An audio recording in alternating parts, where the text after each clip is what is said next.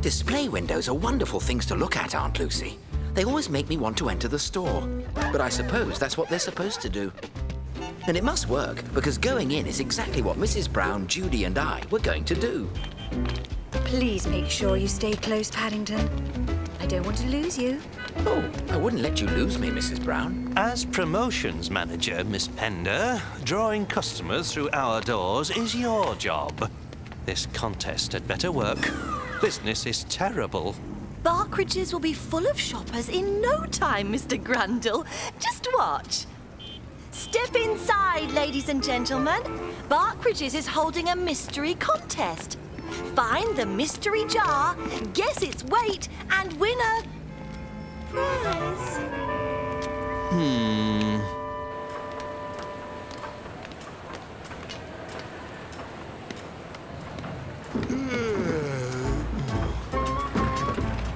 Mrs. Brown, Judy, did you see the marmalade jar going down the escalator? Oh, Paddington, you've got marmalade on the brain. Perhaps it's because I missed my cocoa and buns with Mr. Gruber. We'll meet you at the bottom of the escalator in half an hour, dear. Now, Paddington, we must go and let you try on some new clothes. I'm very happy with my old ones, Mrs. Brown. I take it the young, bear gentleman will not require this anymore, madam. I certainly do. I've always had that hat. It was handed down to me by my uncle in darkest Peru. It's covered in reminders. Well, there you are. Perhaps you have something nice in the way of a coat. It won't be easy. We don't normally cater for bears. It's the legs, you know, and the arms, and the... But rest assured, madam, as ever, Barkridges will rise to the occasion.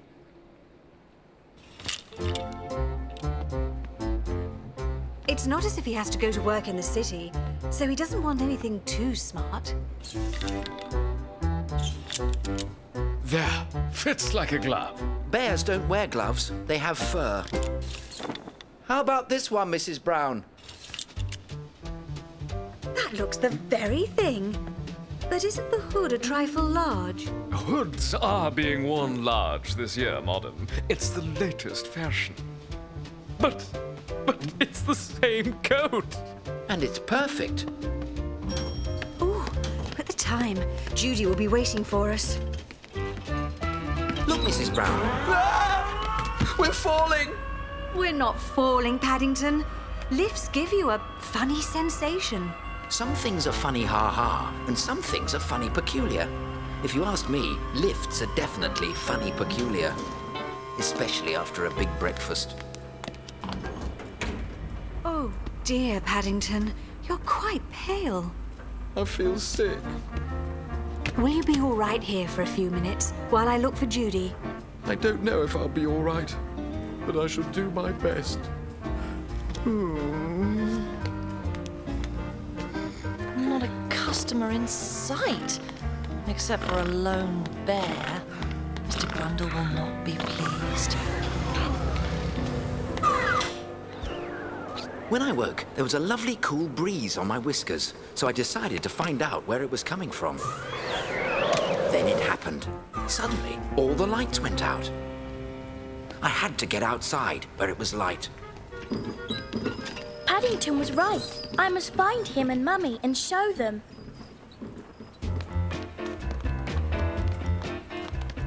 I could practically count the number of customers on one hand.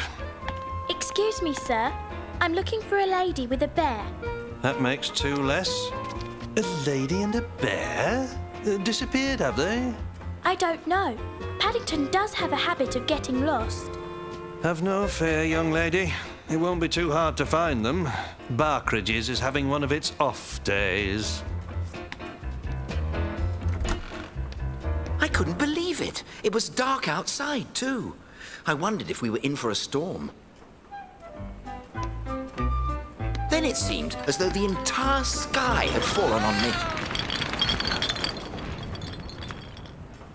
Sir, Barkridges is holding a super mystery contest. It's incredible!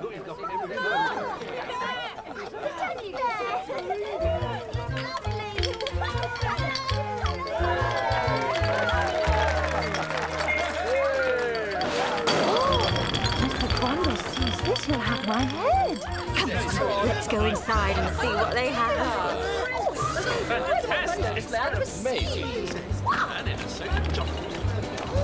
Welcome! Welcome to Barkridges. That's it, step right in. There's room for everyone. Why, you ruffian! But I'm not a ruffian. I'm a bear. Oh, my. What's going on, Paddington? I was only tidying up the window. Tidying up, indeed. I'm sure the police will like to hear about the mess you created. I think you'll find this... Is this one of your promotional tricks, Miss Pender? Because if it is, I don't like it. But, sir, it's not one of my promotional tricks. Then we should have this bear arrested for all the havoc he's created. It may not be a promotional trick, but it certainly worked. Look! That's what I wanted to tell you, sir. Good work, Miss Pender. And thank you, Bear.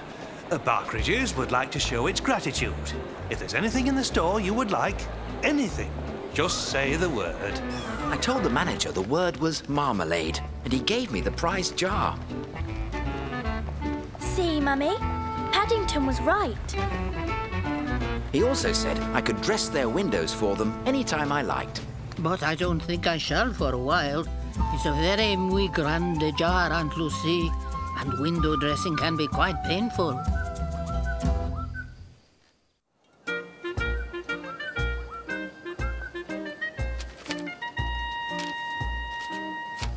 Dear Aunt Lucy, yesterday I bought myself a set of carpentry tools.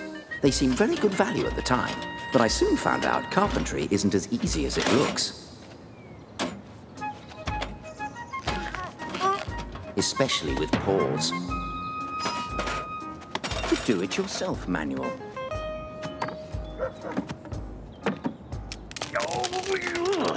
Repairs, repairs, repairs. I'm always having to mend things around here. Delight your family and surprise your friends. I wanted to make a magazine rack for Mr. Brown, and when everyone had gone out, I started work. Oh, ouch! What are you doing, Bear? Do it yourself, Mr. Curry.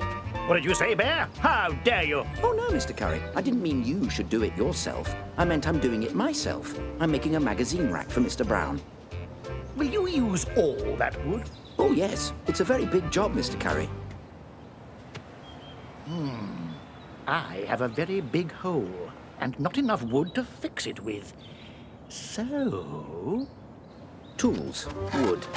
The only thing I need now is a kitchen table on which to work. A kitchen table? Where am I going to get one of those? I don't think Mrs. Bird would like me using hers very much. Oh! Bear, did you say kitchen table? Yes. Well then, I think we can do business. Business? What sort of business, Mr. Curry? I have a kitchen table you may use, and you have this lovely piece of wood that would fix my fence just so. All right, Mr. Curry. It's a deal. Good. Throw in a free magazine rack for me, and we can shake on it.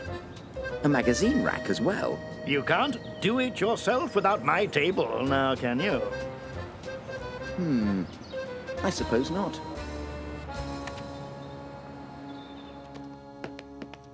Here we are, Bear. My kitchen, spotless as ever. And that's exactly how I expect to find it when I get back. Certainly, Mr. Curry. Carpenters always clean up after themselves. Well, they had better. It's 2 o'clock now. I shall be back precisely at 4. Spotless, Bear. Spotless. Step 1. Mark out the shape of the magazine rack with a pencil and ruler. That's easy enough. I can do 2 at the same time.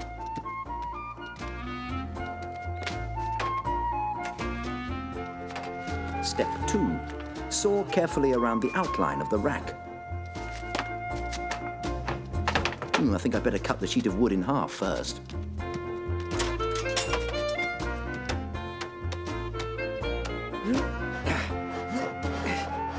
By following the instructions in my do-it-yourself manual, things went like clockwork. Although sawing through the wood took rather longer than I expected.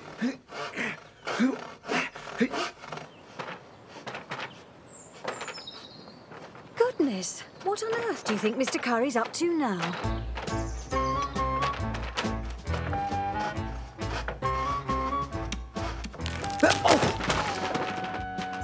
Whatever he's doing, it doesn't sound very successful. I looked for a chapter on what to do when you've sawed a table in half by mistake, but there was nothing to help me.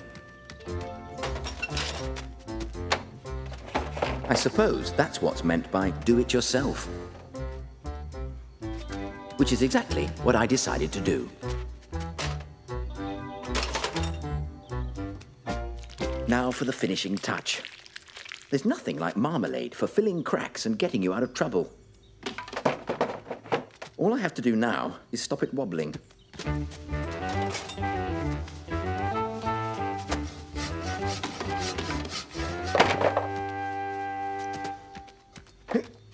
I'm glad I don't work in a table factory. Phew, imagine doing this for a living. You can picture my surprise when I discovered... oh dear. That Mr. Curry's table was now bear-sized. Delight your family and surprise your friends. Whoever wrote this book can't have met Mr. Curry.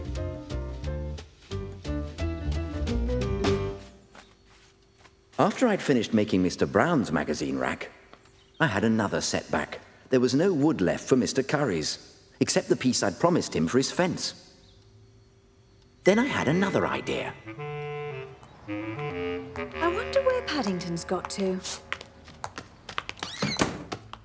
Paddington, what have you got there? It's a magazine rack, Mrs. Bird. Where did you get it? I did it myself, Mrs. Brown. Mr. Curry let me use his kitchen table, so I made one for him as well.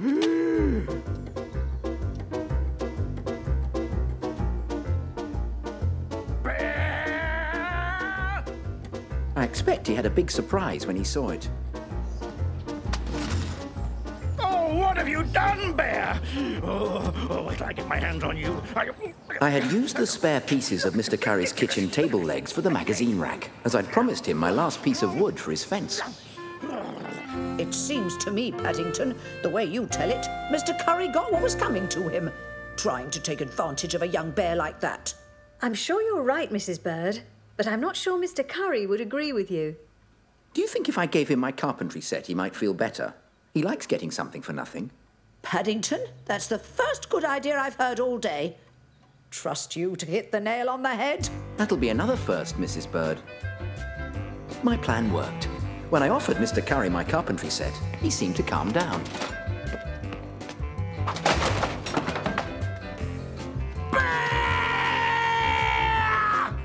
But it didn't last very long, so it was a good job he still hadn't mended the hole in his fence.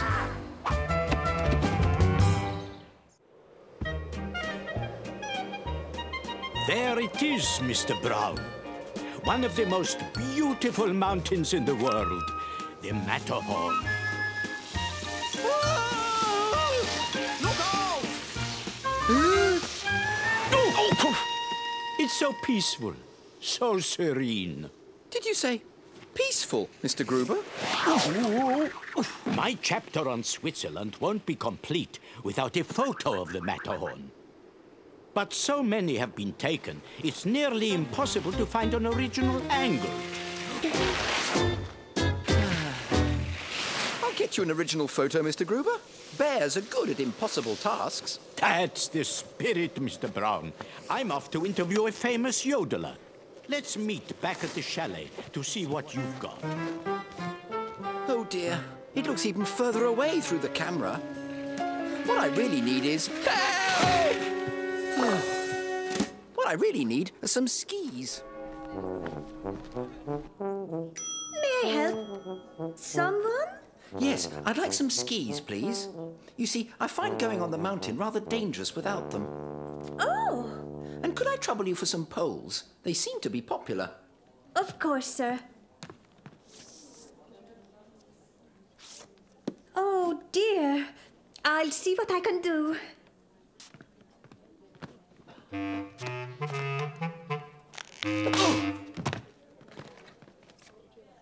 Will you be taking those goggles? I don't think so. Now that I have skis, perhaps the other skiers won't be such a menace. Well, watch it. I just need a place to put them on.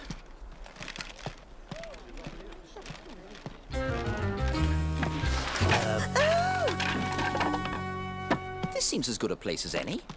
Now, what did the ski lady say? Oh yes, remember to bend your knees. Oh well, perhaps I'll skip that part. Oh dear, I seem to be in reverse. Tell us, Franz, do you think you can win? A downhill competition in my own country? Nothing can stop me. Hello. Amateur skiers? They shouldn't be allowed on the hill! Good afternoon. Is this the right stop for the Matterhorn? Oops. Oh, hello. Could you tell me? Look out!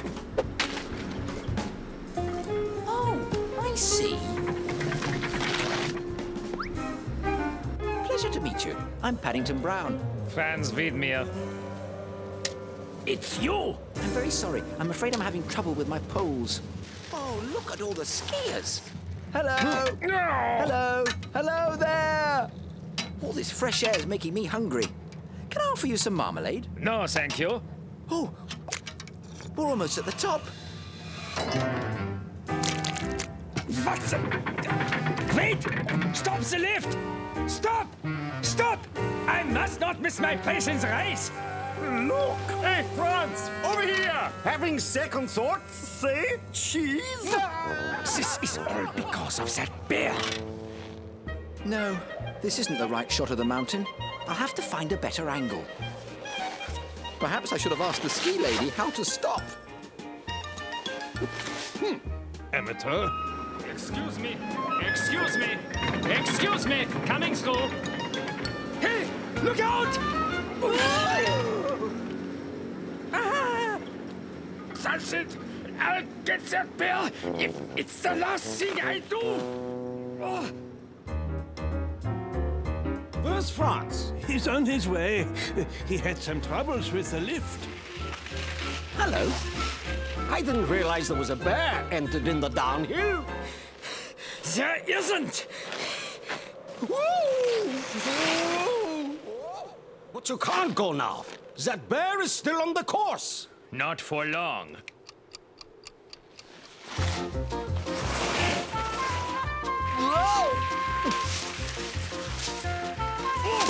Just wait till I catch that bear.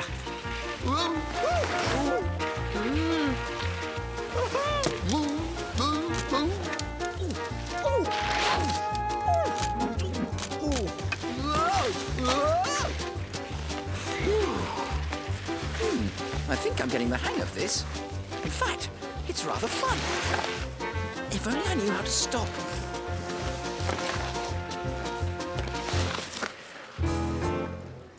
I wonder what's keeping Mr. Brown. Two skiers competing at once. Most unusual for the downhill. No word on the identity of the small skier in front. It's Mr. Brown. Mr. Brown is competing in the downhill. But he seems to be challenging Franz to clock his fastest time ever. Hello there. You! Get out of my sight! Pardon? The wind! I said, get out of my sight! Turn right? Are you sure? This is unprecedented. It appears our mystery skier has taken a right turn and is now heading for the ski jump. Oh dear. I hope Mr. Brown knows what he's doing.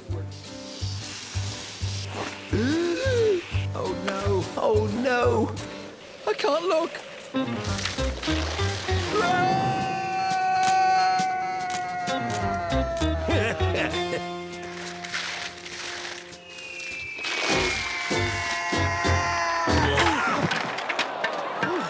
So that's how you stop. That's one way. Franz, how did you manage such a fast time? Let's just say I had a little incentive. Mr. Brown, you won't believe it. I got the film developed and look. They are the most original photos of the Matterhorn I've ever seen. Thank you, Mr. Brown. It was my pleasure. I think.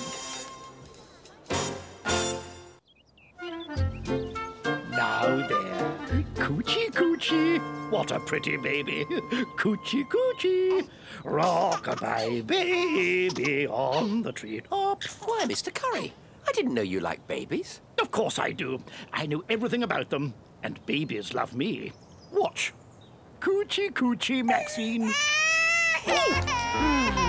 It sounds to me as though she's got a mind of her own. Just a touch of wind, that's all. Nothing a good pat on the back won't cure. Is everything all right, Uncle? How's Maxine? She's wonderful, Sheila. We're getting along fine. I'm glad to hear it. Then, do you think I could leave her with you for a while? I need to do some shopping. You run along, my dear. We'll be okay, won't we, Maxine? Psst. Bear, come over here. Now! Oh. Is anything the matter, Mr. Curry? Why is she crying? You've been a cub bear. What did your Aunt Lucy do when you cried? Well, she used to lick me, but the Browns have a book about babies. I'll see if Mrs. Bird knows where it is. What kept you, Bear? She's done nothing but cry ever since you left. This book will tell us what to do. It's called Everything You Need to Know About Bringing Up a Child. Mrs. Brown used it for Jonathan and Judy. Bath time, sleep time, feeding time, changing time. What about stopping crying time? I can't stand it! What's that terrible smell? Ah, here we are, crying. A baby's crying is often a sign of discomfort. Changing the baby may help. Changing? No one said anything about changing her. I thought you said you knew all about babies. Not changing them. I've never changed a baby in my life. What does your book say? It looks a bit complicated. I'm not surprised she's crying. I'll get what we need.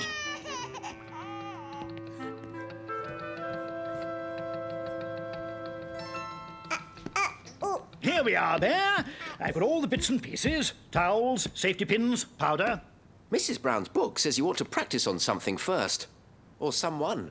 Someone? Why me?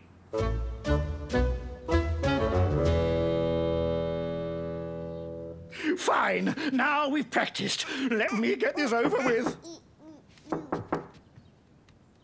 After I gave you that book, Paddington, I found some toys that I'm sure the baby would like to play with.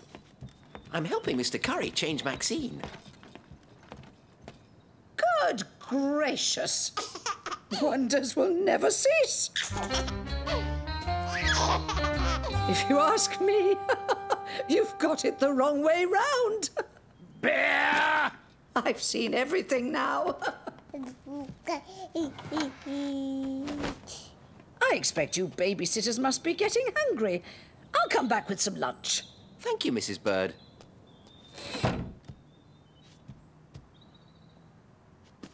Let's see. All right. Around this. Whoops. Under here. Fasten firmly. And there. All done. Look, Mr. Curry, your niece must have left this for you. It looks like a kit for changing babies. What will they think of next? They don't even need pins. They, stick. Now, let me get to work. Let's see how this goes on. Aha! I think I've got it.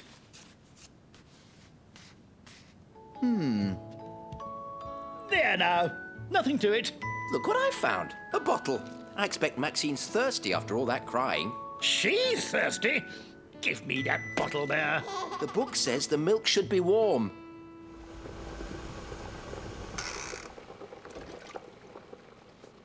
Perhaps you ought to test it to make sure it's not too hot. Ow! I've burnt my hand now. It's all your fault, Bear. I think it is too hot. Perhaps you should put the bottle in cold water. There, there. No more crying. All better now. Perhaps you should try patting her on the back, Mr. Curry. It's what's known as burping.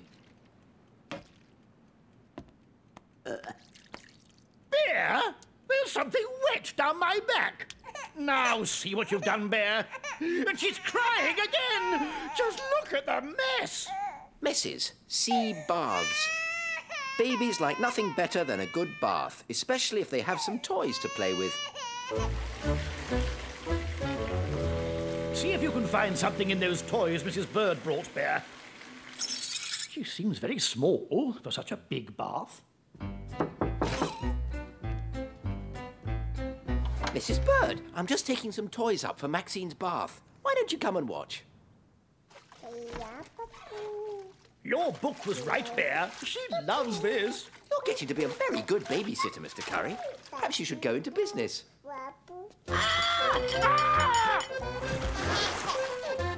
What a day. I shall never be able to look Mrs. Bird in the face again. She keeps pulling my fur.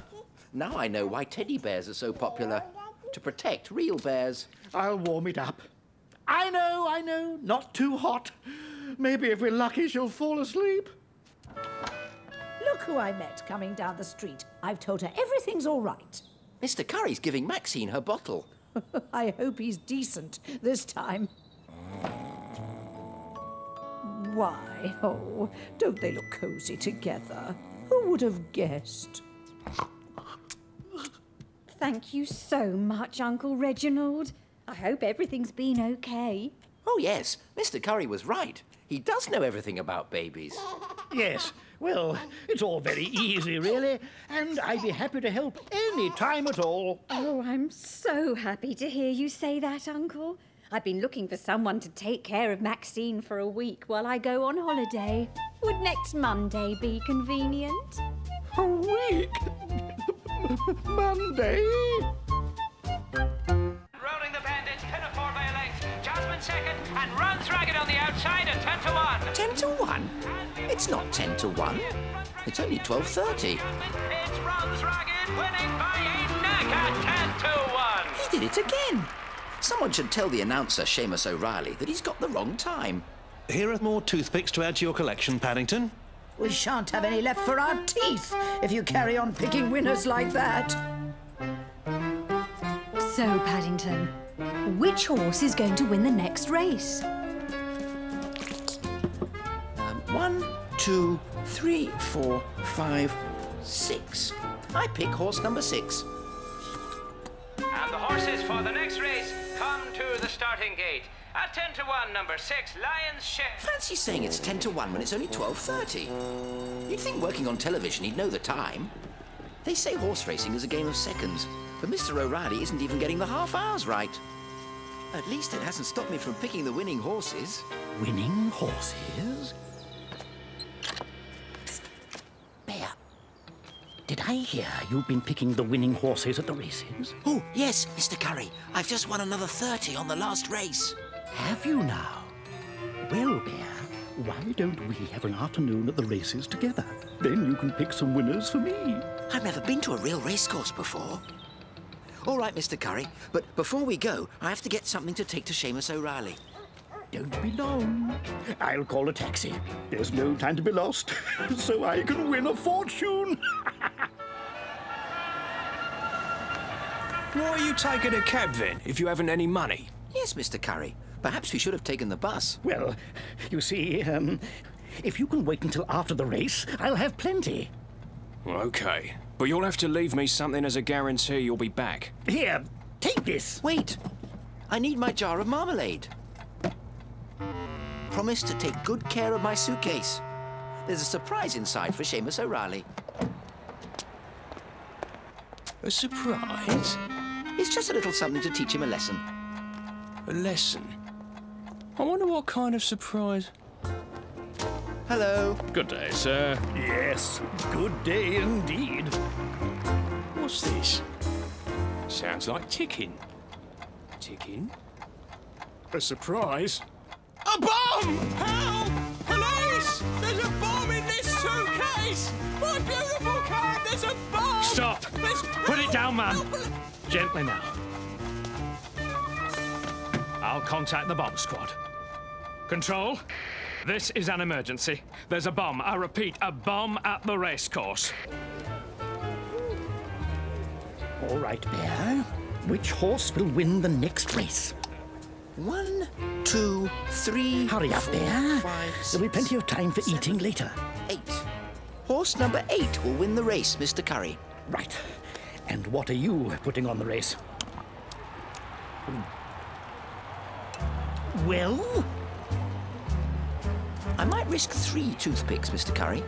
3 toothpicks? Oh, never mind. I'll be back. Me too, Mr. Curry. I have to find Mr. O'Reilly. I wonder where that bear's got to. He's probably getting more marmalade. He seems to find it a help when he's picking his horses. It seems to work. I'm not going to wait like a commoner. Look at that!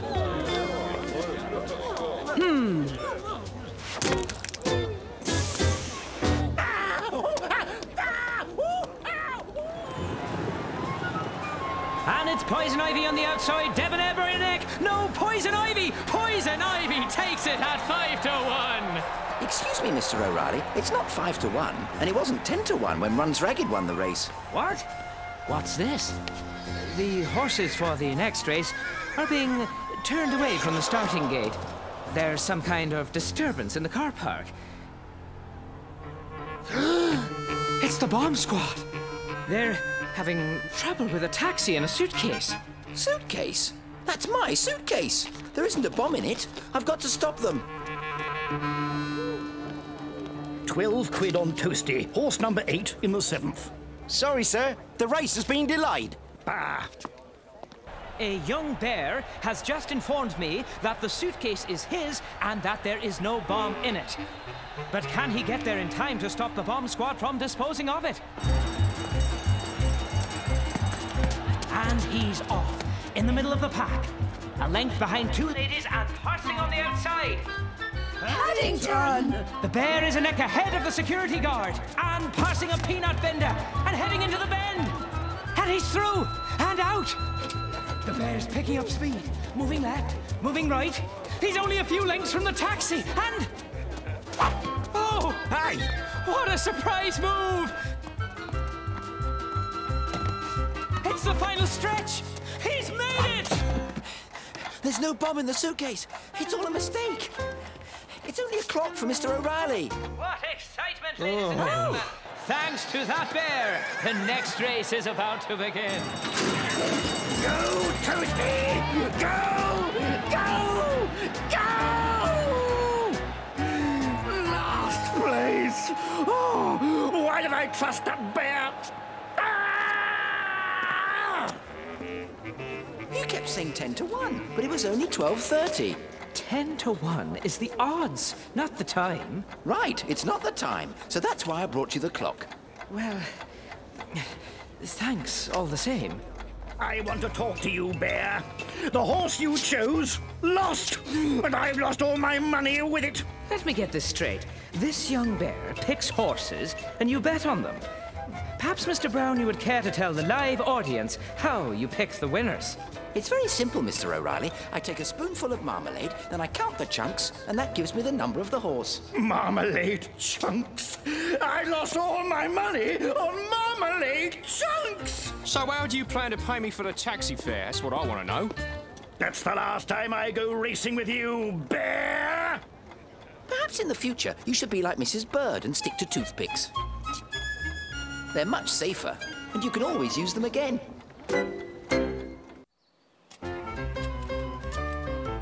Please hurry Hurry, Professor Paddington. We must rid ourselves of the Frog of Doom. Have no fear, Jonathan. Once buried, the Frog of Doom will trouble us no more.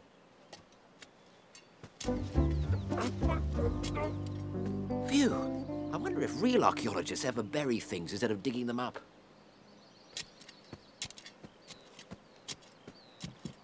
That bear, up to his old tricks, eh?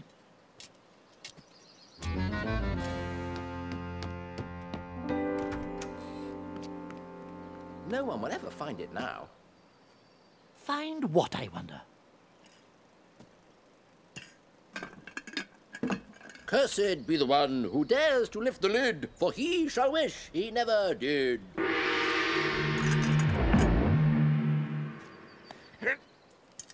We need to cover it up now, for all eternity. Judy, Jonathan, Paddington, lunch is ready. Coming, Mrs. Bird. Come on, let's go. Oh, I'm starving. What are they covering up for all eternity? What have we here? Why, it's a teapot. And a nice one at that. Cursed be the one who dares to lift the lid, for he shall wish he never did. Dare to lift the lid? Ha! What a load of nonsense. Ah! At least now they won't have to bother filling in the hole. It's time I got myself a new teapot, and for free to boot. Let's continue our game and finish the part where we bury the Frog of Doom. It looks like that part's been finished for us. Then we can go on to the next part, finding the lost treasure of Arca in the attic.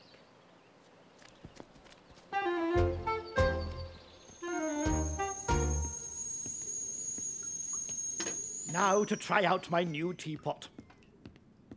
Ribbit, ribbit. Curse indeed.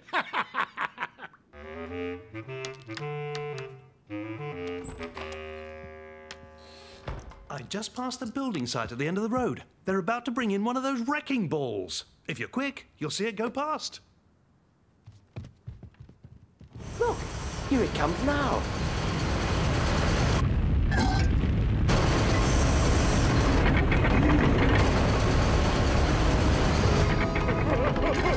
What's going on here? Could that bear's curse be true? What are you looking for, Mrs. Bird? My old frog teapot. Why do you want that old thing? I heard there's a craze for collecting old-fashioned teapots. I thought mine might be valuable. Valuable? I thought you'd never miss that teapot. Perhaps we should have asked her before we used it to play Frog of Doom. We'll have it out of that hole and cleaned up in no time. If not, we really will be doomed.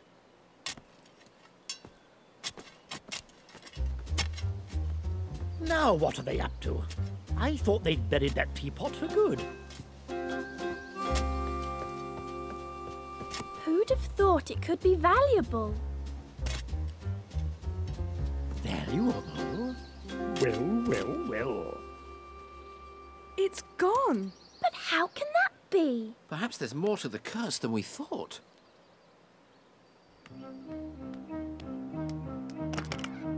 Maybe someone took it.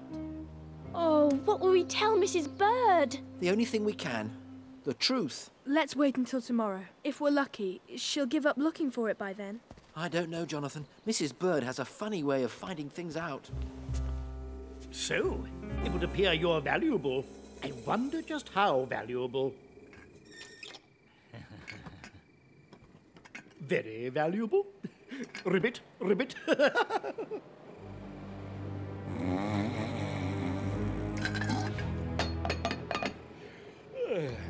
Oh, the lid. The lid!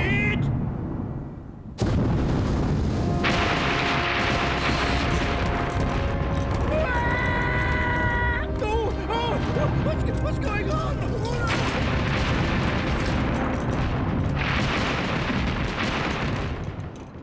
Curse or no curse, I'll be glad to be rid of you.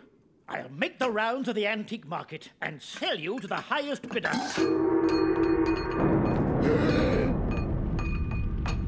Bear! Bear! I can't understand where it's got to. She's still looking for it. We have to tell her now. Mrs. Bird, about your teapot. We're very sorry. We had no idea you still wanted it. Here it is. Take it. I never want to see it again. You can keep your frog of doom. My teapot. Not the lid! No! It's cursed! Cursed, I say! But we were just pretending about the curse, Mr. Curry. You didn't really believe us, did you? Pretending? But the noises yesterday, and the lights, and the thunder during the night, and the earth trembling. Well, there was a bad storm last night. And that building site down the street's been awfully noisy, especially with that wrecking ball. Wrecking ball? Building site? See?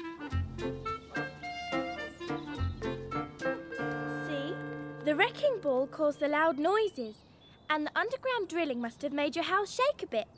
And then there was the thunder and lightning. There isn't any curse, Mr. Curry. You and your tricks, Bear. You won't have the last laugh on me. Just you wait. Well, all's well that ends well. Not exactly.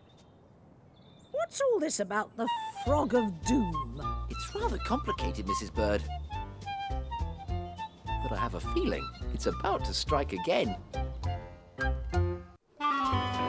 London's been hit by another one of Mrs. Bird's cold snaps, which means it's time for making snowmen. This one reminds me of someone. I know, Mr. Curry. Bear? Ah! It even sounds like him. Come over here, Bear. Oh, it is you, Mr. Curry. I've caught a nasty cold in my doze. A cold in your doze? Not my doze, my nose. Oh, you mean your nose? And if that isn't enough, my system is frozen. Your system's frozen, Mr. Curry? Oh, dear. I better get Mrs. Bird to send for Dr. McAndrew. I don't want a doctor, Bear. I want Mr. James, the plumber. It's my water pipes that are frozen solid, not my insides. Oh. Here! Give him my front door key and tell him it's an emergency. He can let himself in. And tell him not to make too much noise. I shall probably be in bed asleep.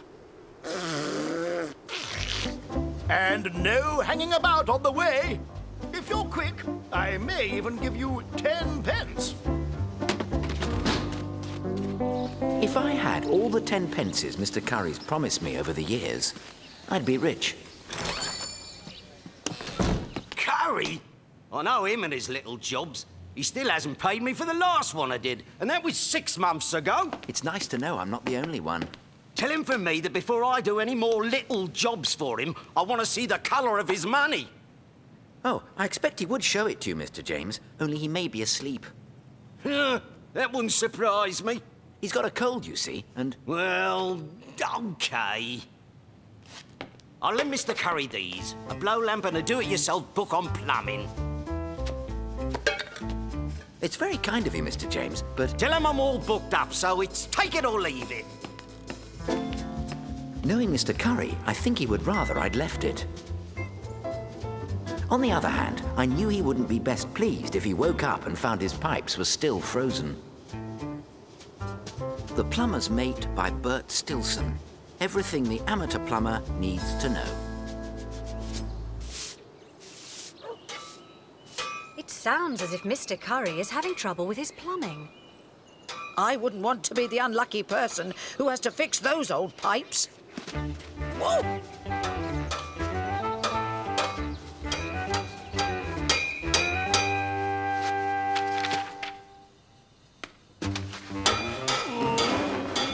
Mr. James!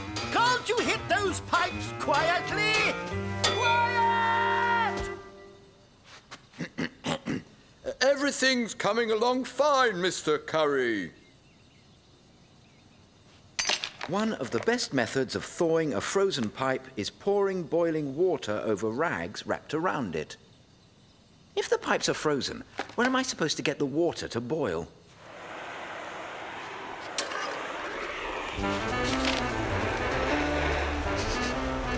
What's that funny smell?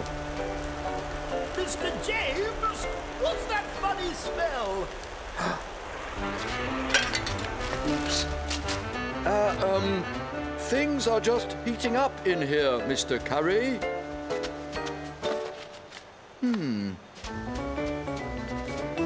It's funny that Mr. Stilson does his plumbing in warm weather when pipes would never freeze. Heating the pipe is another effective method. Fancy leaving it until the last chapter to tell people that. Hooray!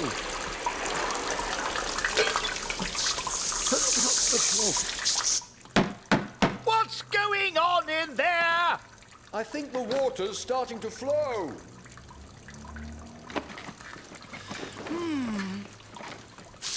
Once the pipes are thawed, check for leaks. Checked. Tape wrapped tightly around a small leak will serve as a temporary repair. Mr. James? How's the job coming along then, eh? Nearly finished? I'm dying for a nice hot bath. Everything's just fine, Mr. Curry. Well, I hope you're not charging me by the hour. Nearly finished, Mr. Curry. Good. Likely trouble spots are... This must be where the water's frozen.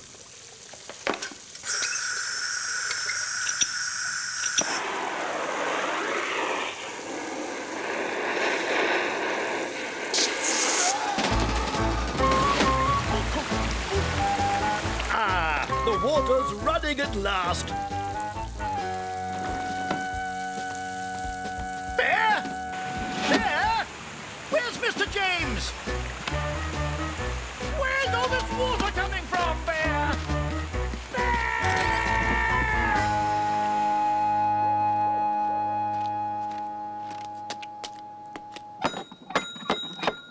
Paddington, it's Mr. Curry to see you.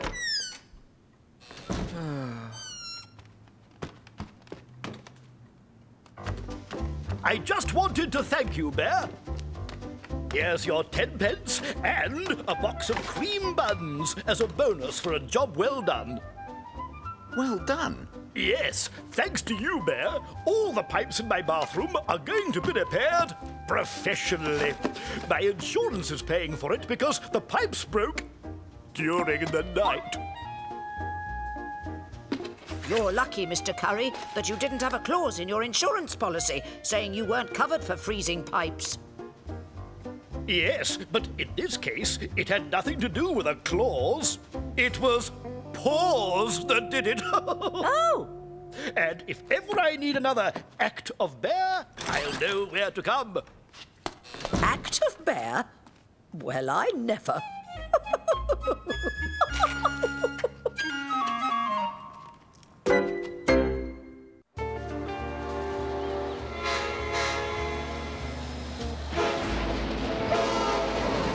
I think train journeys are exciting, Mr. Gruber. Don't you? I do indeed, Mr. Brown. And this one, the world-famous Orient Express, is perhaps the most exciting train of all. Especially tonight, because for our entertainment, there will be some dinner theatre. Dinner theatre? Do you mean we're going to watch people eat? No, Mr. Brown. While we have our dinners, actors will perform a detective mystery.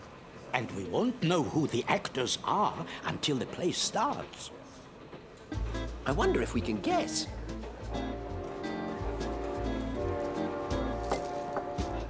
Your Royal Highness, your table is right this way. Oh, Rock Clifton, can I have your autograph? You're my favourite movie star. Well, in that case, I'd be glad to, little lady. I think this train journey will make a very interesting chapter for your book, The World and Its Wonders. Your rolls, monsieur? Thank you. Do you know when the detective mystery will begin, Mr. Gruber? Any moment now, I should say. Whoa!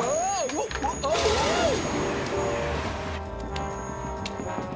Oh, dear! Hot! Oh, dear. I think I'm in trouble again. Oh. Hot, hot, hot! Whoa!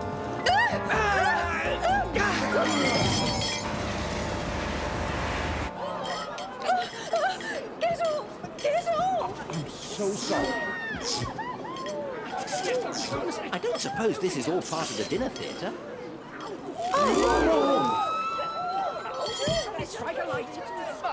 Here, let me help you.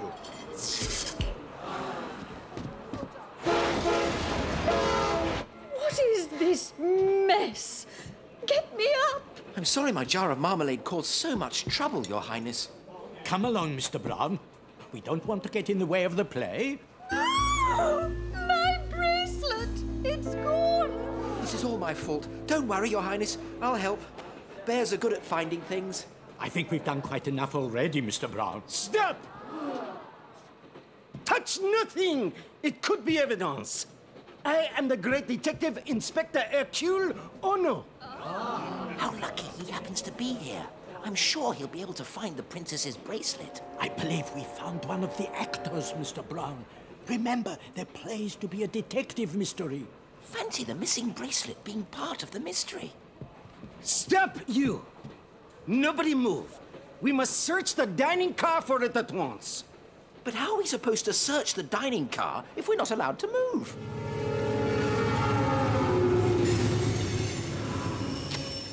Your attention, please. From my search, I have deduced that the princess's bracelet was stolen. Oh! And I thought it fell off when everyone bumped into each other. Huh. That is exactly what a master criminal would want you to think. But I will uncover the evidence that will lead straight to this fiendish thief. No clue can escape my watchful eye. I wonder if that marmalade's a clue. Oh, of course not. Don't be silly. I have left no rock unturned. There aren't any rocks on a train. It is clear that the thief is someone in this dining car. Everyone is a suspect. Silence! S'il vous plaît. The first clue you see is this partly open window. The thief lay in wait on top of the train until the precise moment the train entered the tunnel. Then reached into the car through this window, snatched the bracelet, and made good his escape. I didn't see any of that happen. Only one among us could perform such a daring feat. Rock Clifton. Star of countless action movies featuring death-defying stunts. Now, hold on there, compadre. I couldn't have done that. But he's the one who knocked the princess over, so he couldn't have been on top of the train. I think that actor's forgotten his lines. But of course, and that is why I know the open window is merely a red herring to throw me off the trail of the real thief. There's that interesting splotch of marmalade to consider. After examining the facts, I am quite certain that marmalade played no part in this crime. Hold on, Inspector. I think this bear may have a point. Just as I suspected. You wish to distract me from the obvious. It was you, the great Mesmerion. What? Me? Who? Mesmerion. The famed hypnotist and master thief who recently escaped from prison. With your hypnotic stare, you took advantage of the confusion and forced the entranced princess to remove a bracelet and hand it to you. That's outrageous! But, Inspector, this man doesn't look anything like the waiter. That's what Mesmerion has led you to think? What's this? You see, he's hypnotized you all. Excuse me, Mr. Brown has something to show everyone. Ooh. The bracelet's been in my marmalade all this time. I was right. It was only lost after all. My Aunt Lucy taught me that often the answer lies right under your nose.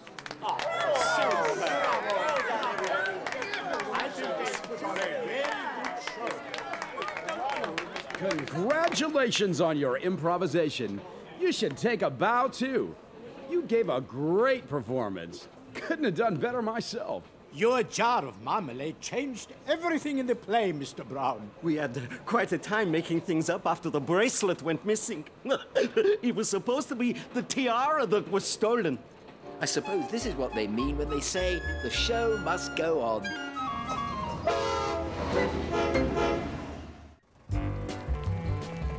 Dear Aunt Lucy, today we went shopping. At least we tried to. Although he doesn't know it yet, Mr. Brown needs a new car.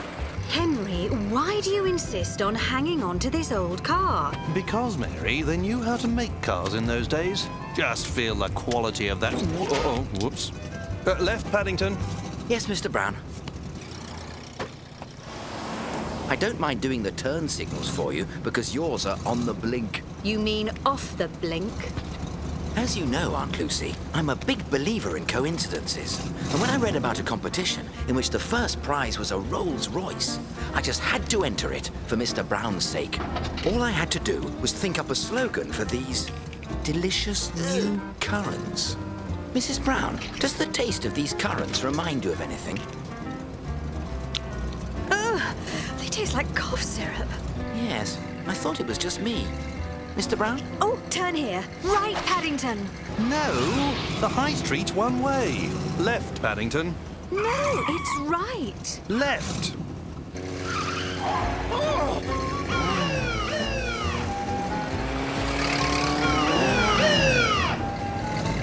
There's someone here who wants to speak to you. You see, Mr. Brown, if you drive all over the road, no one knows which way you're going. Oh, but they do, officer. See? We signal with this. Aha! Non-regulation indicators. Oh, they're actually going to make me pay those tickets? Paddington, there's a letter for you. It's from that currant company. Thank you, Mrs. Brown. The letter said, "Congratulations, you're a winner." I couldn't believe it. But I couldn't celebrate right away. I wanted to surprise the Browns. I shall have to put myself at the mercy of the court. Does anyone know where Pond Street is? It's near where Mr. Brown's going. He'll take you. And Henry, none of this would have happened if you'd bought a new car like I said. Paddington Brown. I won. It says right here. There must be some mistake. We've already awarded the Rolls-Royce to a gentleman from Scotland. He's picking it up this afternoon. Yes. You didn't read the small print. It's hard to make out, but trust me, you're not our grand prize winner. Oh, but you did receive a consolation prize. You and 9,999 others were sent bookmarks. A bookmark isn't much consolation when you were expecting a Rolls-Royce. Why don't I give you a crate of currants? We're trying to get rid of them. But I don't even like currants, and I've eaten 15 boxes of them. Between you and me, I don't know how you could stand them. Reminded me of cough syrup. May I ask what your slogan was? A currant a day keeps the doctor away. Well, in that case, after 15 boxes, you shouldn't need medical attention for quite some... Inoperative horn, faulty brakes, and the turn signals don't work. It says here you were all over the road, Mr. Brown. But all minor adjustments, Your Honour. And as for the turns, who could blame my wife if she was mixed up about the directions to the high street? And certainly the person who was doing the signals should not be blamed. He's from darkest Peru. Darkest Peru? Let's just say it was an innocent mix-up. Mix-up indeed. A mix-up that you ever got your driving license in the first place. But To show the accused leniency, I will order you to be retested immediately. An examiner will meet you shortly at your car. Oh, and Mr. Brown, I suggest you buy a new one. It had been a busy morning, what with winning a Rolls-Royce and losing it all in the same day. I was in need of a little relaxation.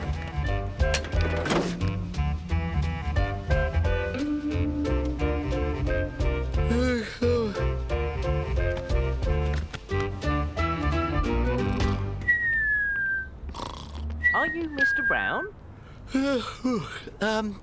Yes. Right, let's get started, shall we? Do you have a current licence? Current? No, thank you. I've just got over a cold. Now, your licence. Oh. Oh, that's my marmalade sandwich. A marmalade sandwich? You like them too? Don't worry, I always keep an extra one under my hat in case of an emergency. Let's get started. Please start the car. I'll do my best. The only driving Mr. Brown usually lets me do is with my shopping basket on wheels. Mr. Brown? But you are Mr. Brown, aren't you? Ah! Well, yes, I am Mr. Brown, but so is Mr. Brown. He's the Mr. Brown who owns this car, but we both help drive it. He does all the steering and changing gears, and I look after the directions. Right! Yes, just like that.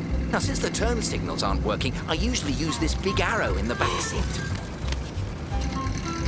Oh, God, new car indeed. Oh, Mr. Brown! Hello? Left, Paddington! No, right, Paddington! Oh, there's Mr. Brown now. Shall we stop? He really is much better at this than I am.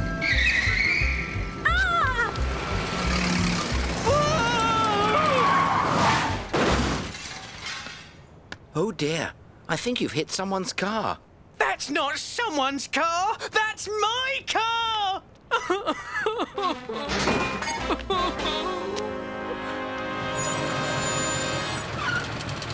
Well, Mr. Brown, thank you for offering to pay for the repairs to my car. And you passed your driving test with flying colours.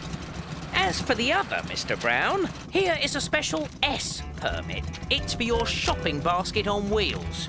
It's a lifetime permit, so I trust we never see you here again. And, Mr. Brown, I think it's time you got a new car.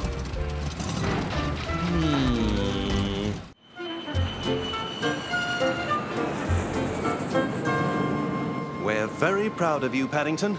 Imagine, of all the people in the country, you were chosen to represent Great Britain in the Olympic torch relay. It's a great honour. And a wonderful opportunity for me to add a chapter to my book, The World and Its Wonders. Bye, Paddington. Good luck. Carry the torch for Britain. Have fun. Bye. Mind you don't go leaving any marmalade sandwiches lying around for people to sit on. Oh, Mr. Brown? Mr. Brown of 32 Windsor Gardens? That's me. My dear sir, thank goodness we've caught you in time. There's been a terrible mistake. An unfortunate clerical error, but all's well that ends well. The letter you received inviting you to participate in the Olympic torch relay was intended for a Mr. P. Windsor of Brown Gardens. Good gracious. That explains it.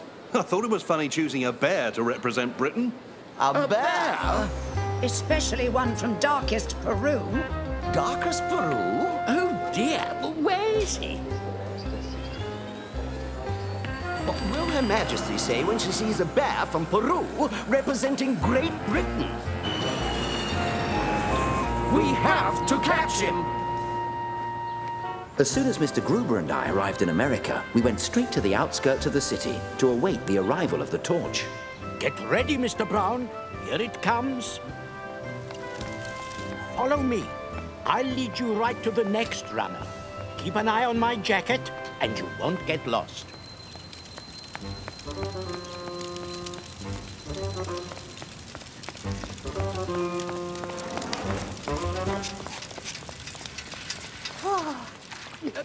Have you seen a bear with a torch?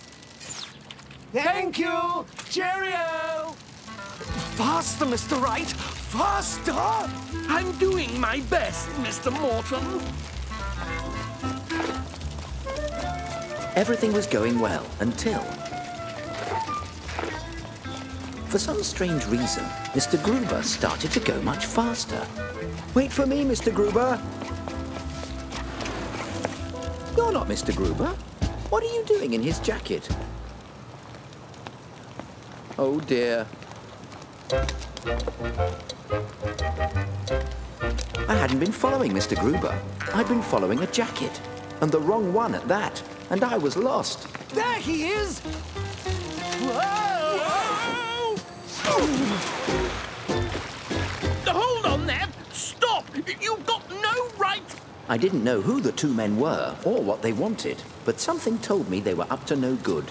However, I had more important things to worry about, like being lost for a start, and not knowing where Mr. Gruber was, or what to do with the torch. Hey, where are you going with that big candle? The Olympic Stadium. Nice coat, buddy. And those boots. Hey, wait till Eddie sees this guy. Wait till Eddie sees what? Cool outfit, Eddie. It was a present from my grandma in England. Very sensible. Thanks, man. I don't understand it. Young Mr. Brown was right behind me. Time is ticking. We'll have to head for the stadium and hope he can get there by himself. Gotcha! Now hand over that torch. That is to say, I think it's time for us to leave, Mr. Morton. I'm right behind you, Mr. Wright. Here's a bus ticket. Catch the number 112 just outside the mall entrance. It'll take you right to the stadium. Thank you. I'll do the same for you if you ever come to London.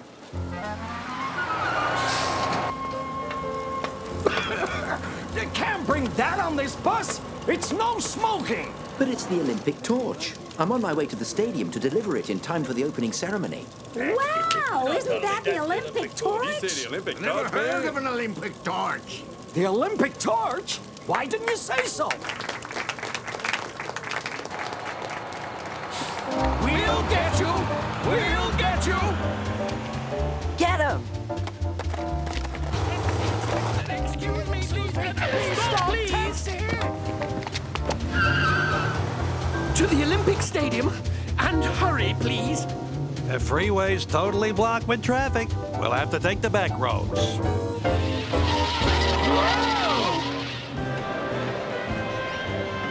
Only 15 minutes to go before the official start of the games, and still no sign of the torch.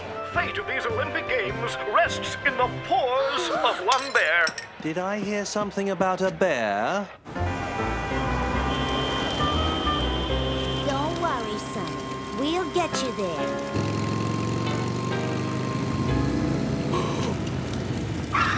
This young bear needs to get to the stadium in less than 10 minutes, or the Olympics will be ruined. Hang on, buddy. Whoa!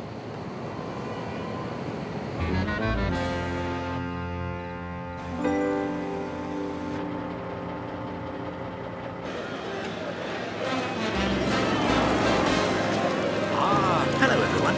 Sorry I've kept you waiting. Got you! There's been a misunderstanding. You were never supposed to represent Great Britain at the Olympics. Here's the proof. This letter states... Oh no! The torch is going out! Oh, no! Holy smoke, it's going out!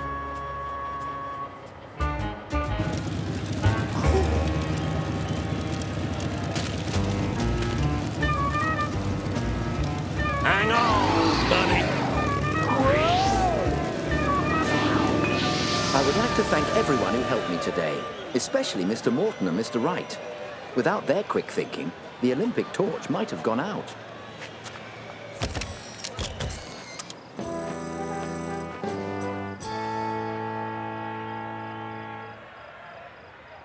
How very strange. That Mr. Windsor from Brown Gardens looks exactly like a bear.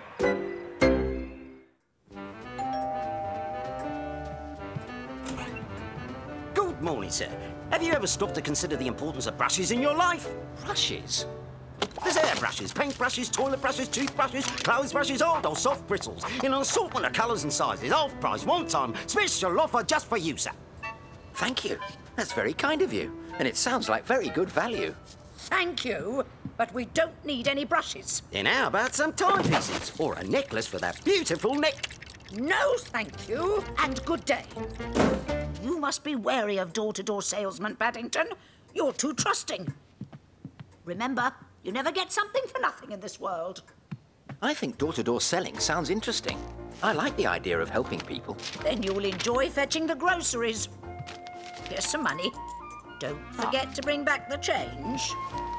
As I did Mrs. Bird's shopping, I thought about what she said. That you can't get something for nothing. And I wasn't sure she was right. After all, when the Browns found me at Paddington Station, they took me in and didn't ask for anything in return. Some people might think that Mr. Gruber gives me cocoa every day for nothing, but we have an arrangement.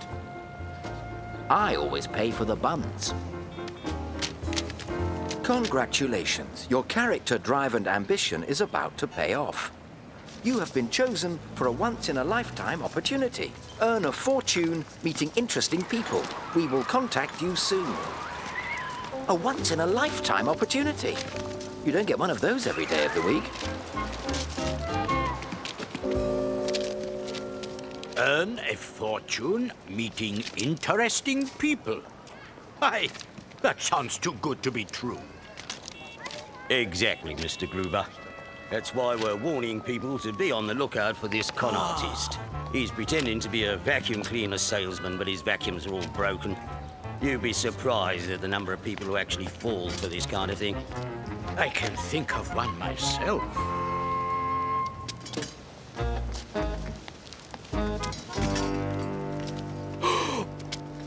I'd like to earn a fortune and meet interesting people. The question is, where and when? Right here and now.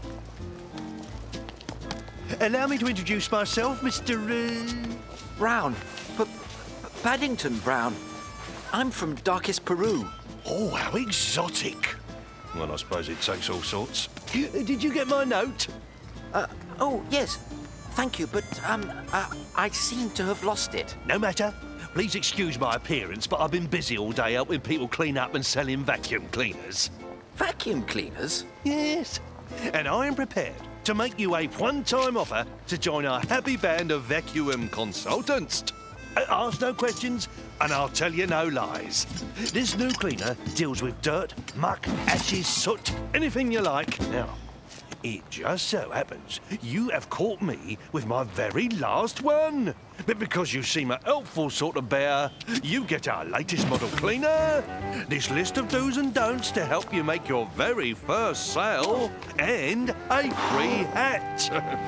Now, how much are you prepared to pay for all of this?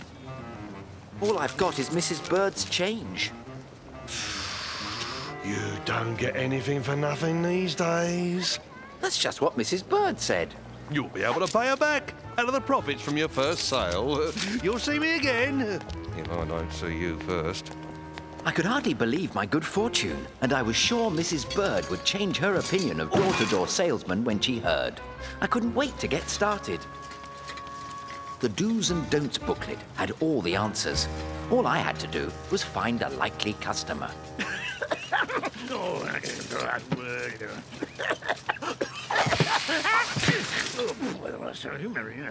Are you spying on me, Bear? Now, what's that you've got on your head? Ask no questions, and I'll tell you no lies. This new cleaner deals with dirt, muck, ashes, soot, anything you like. How would you like a free demonstration, Mr. Curry? Free, you said? The price of chimney sweeps these days is highway robbery. This cleaner is particularly good with soot, Mr. Curry. It had better be. I'll be right back to keep an eye on things. Mr. Curry deserves a good demonstration because I think he falls under the heading of extremely difficult customers.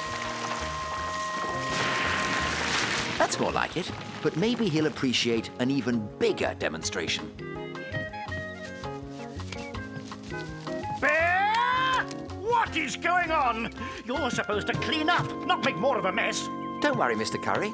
It's all part of the demonstration.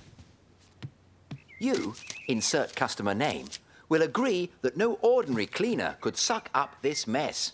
For once in my life, Bear, we are in complete and utter accord. Prepare to be amazed.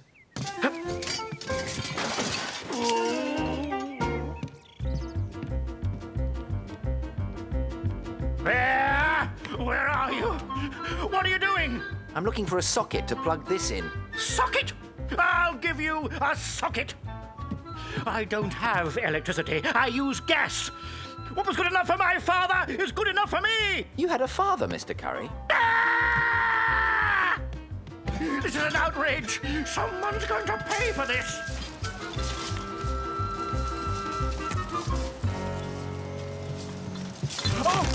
Oh, thank goodness it's you, Mr. Brown. Oh, we were worried about you. Worried? About me? Someone has been selling faulty vacuum cleaners down at the market, and I was worried something might have happened to you. It did. What do you take me for? Once is bad enough, but twice in the same morning? Please! Stop him! Stop him! Stop that man! Wait till I get my hands on him! Oh! Keep him away! He's crazy! Oh! Mr. Curry was such a hero for breaking up the vacuum cleaner racket that he didn't mind the mess I'd made. He got just what he deserved, trying to trick you into cleaning his house for free. I hope you've learnt your lesson, Paddington. Oh, yes, Mrs. Bird. People who expect something for nothing usually end up with more than they bargained for.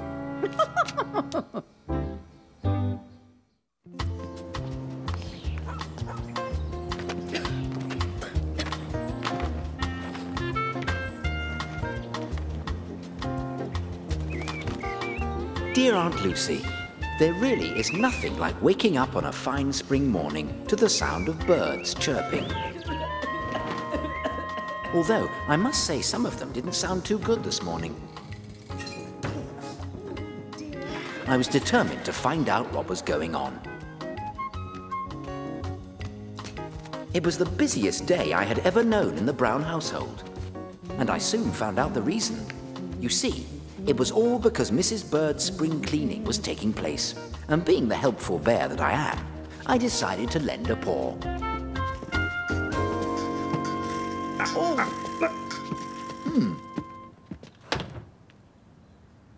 Paddington, what are you doing on the floor?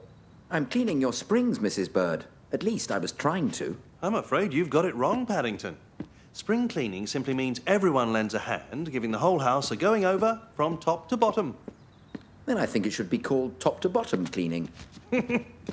Well, I think we've rearranged the living room very nicely. Don't you agree, Mrs. Bird? A definite improvement. Now, we should go and see how Mr. Briggs is doing with the roof repairs. It doesn't look like much of an improvement to me. If this is what happens in the spring, I wouldn't like to see winter cleaning. Sweep It Clean, the do-it-yourself chimney sweep kit.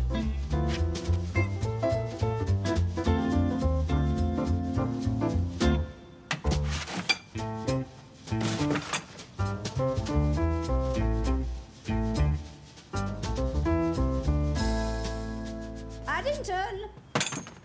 Paddington! We're going out to buy some cleaning supplies. Perhaps I could do some tidying up while you're gone. You can do some dusting if you like. I don't know about chimneys, but this brush is very good for dusting ceilings. I wonder. Mrs. Brown didn't say anything about sweeping the chimney, but I'm sure it counts as dusting. Oh dear. I think I should have stuck to cleaning the springs.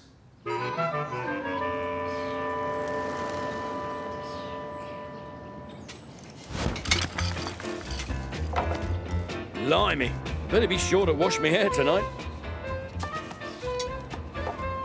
Right then, almost finished. Huh? What's going on here? Now, I'll just finish it off with this. Right, time for lunch. That's odd.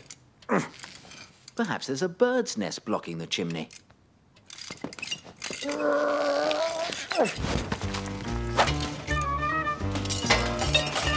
What the...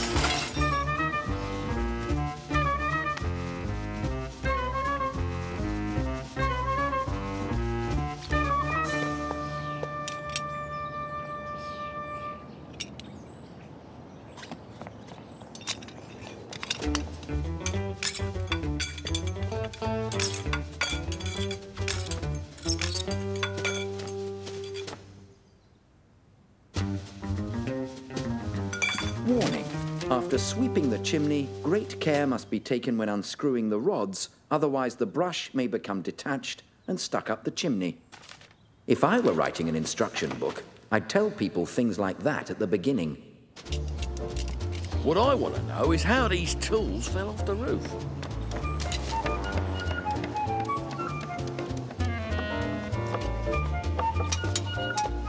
There's the brush. If I can just reach down and... It's a good thing that chimneys have two ends.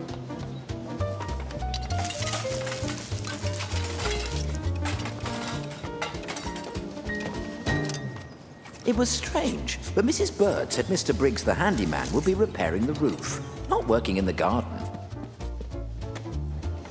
Hello? What's all this?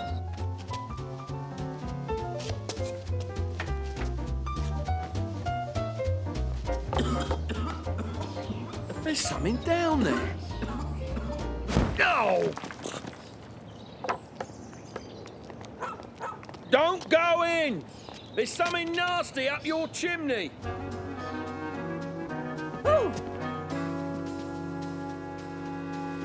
Careful now. Stay back behind me. Huh? What is it, Mr. Briggs? Something very peculiar. Ah! Got it. A boot. A boot? And some kind of rag. No, it's a hat. I don't like the sound of that. Oh! A marmalade sandwich? Paddington! Help! We've got to get him out. Don't worry, missus. Leave it to me. Ow, hey!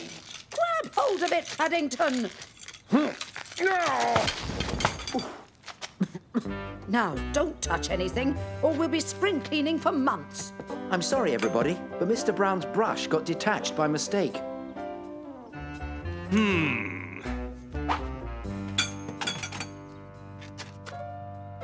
This here Paddington may have got himself pretty mucky and covered in soot, but I'm willing to wager there ain't a cleaner chimney anywhere. Ah, or a dirtier bear. That night, I had one of my longest bubble baths ever. Soot sticks to fur even more than marmalade. I was combing it out for days afterwards. But I think I got the last of it. Well, almost.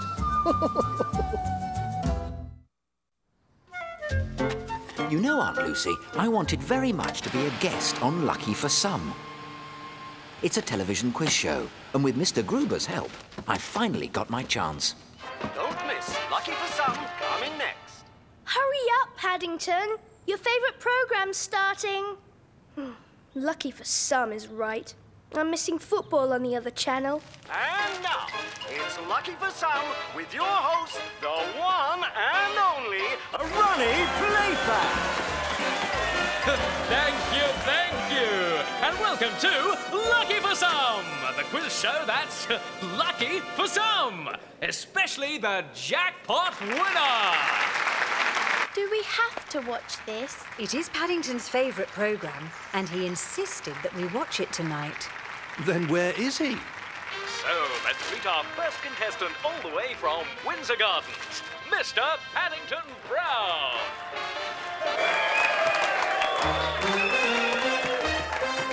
Are you sure you're right, Mr. Brown? Yes, Mr. Playfair. This is your letter inviting me to be a contestant. I live at 32 Windsor Gardens, but I'm originally from darkest Peru. Oh, well, we won't expect you to prove that, but we will expect the bare facts tonight. Yes, anyway, perhaps you'd like to step forward and send a message to anyone out there who knows you. Maybe this program isn't such a load of rubbish after all. If you ask me, television will never be the same again. Hello, all at number 32. I hope I won't be late, Mrs. Bird. Mr. Gruber promised to bring me straight home and... Hey, watch it! You must be more careful with your marks. My marks? But I had a bath this morning, specially. Huh? No, not dirt marks. I mean the ones you are supposed to stand on for the camera position. But you asked me to step forward. I said step forward, not go for a walk. Anyway, it's time to play the game, so come this way. Perhaps you need a box to stand on. That's better. Now for the rules. You have 5 seconds to answer each of the questions. You must answer them correctly to stay in the game, keep your winnings, and go on to try for the jackpot! Now, which category do you choose? History, geography, mathematics, or general knowledge? Mathematics, please. Bears are good at sums. Mathematics. Okay. Mathematics it is. I must warn you, this may be a trick question. How many buns make 5? 2.5. I'm afraid that's incorrect. I did warn you it was a trick question. Oh. Fancy getting the first one wrong. That's not like him at all. He must have something up his sleeve. What you should have answered was, it depends on whether you're buying or selling. But I wasn't doing either. I share my buns with Mr. Gruber, so we have 2.5 each. He's right. Young Mr. Brown and I share our 11s every morning. Give him the money! Give him the money! Give him the money! Very well, then. Here's your £5. Thank you, Mr. Playfair. But do you think I could have a bun to be going on with? Answering questions makes you very hungry. Oh. Now, do you want to go on? The questions get harder. Just one wrong answer and you lose all the money you've already won. I'd like to go on, please. Okay. This is a 2-part question. If you cut an 8-foot length of wood in half, then half again, and then those pieces in half, how many pieces would you have? 8. Correct! Now, how long will each of the pieces be? 8 feet. Oh, what a pity! The answer, of course, is 1 foot. I thought that was pretty obvious. Not to a bear, it isn't. I cut mine the other way. The other way? There is no other way. If you like, I'll prove my point. Prove your point! Prove your point! Prove your point! Prove your point! Oh, this is absurd! You see, if you have paws, it's much safer to cut it down the middle. There's no need to count it. It's all there.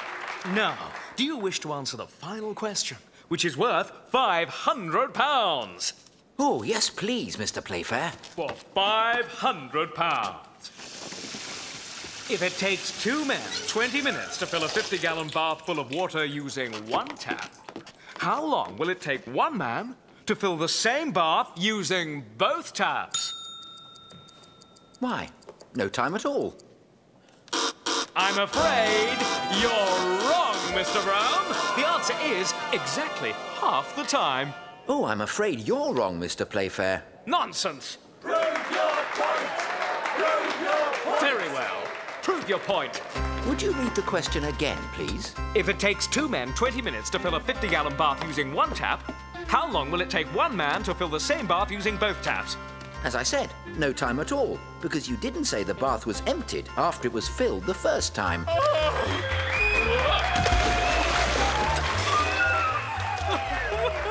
All right. You win the jackpot. The jackpot? You said I'd win £500. The jackpot is £500. Jackpot! Jackpot! Just one more question. What will you do with all this money? I think I'll keep a little bit as a souvenir and use some to buy Christmas presents. Then I'll give the rest to the Home for Retired Bears in Lima, Peru. I hope that you and the other bears can put the money to good use, Aunt Lucy. I've now found a much better program to watch. It's called Prove Your Point. And I hope I can do well on that, too. Don't we all, Paddington? Don't we all? It was my summer birthday, and everything was wonderful. Until... Take a bath? I don't think very much of that as a birthday present. That's not the present part. Going to dinner at the Porchester is the present. Dad has invited Mr. Gruber too. You want to look your best. After all, the Porchester is a famous restaurant, and it's very expensive. Only the best people go there. Your chair, monsieur. And what would you like for an hors d'oeuvre? Excuse me? Oh, Paddington, you are in for quite an experience. The Porchester is very hoity-toity. Hors d'oeuvre? Hoity-toity? It all sounded very complicated. So I decided to seek Mr. Gruber's advice. I have never been to the Porchester either, Mr. Brown. It'll be a nice change from cocoa and buns. That's what I'm worried about, Mr. Gruber. I've never eaten in a fancy restaurant before. There are many things to know. For example, let us pretend this is your hors d'oeuvre. Now, which fork would you use? Mr. Brown. Start from the outside and work your way in.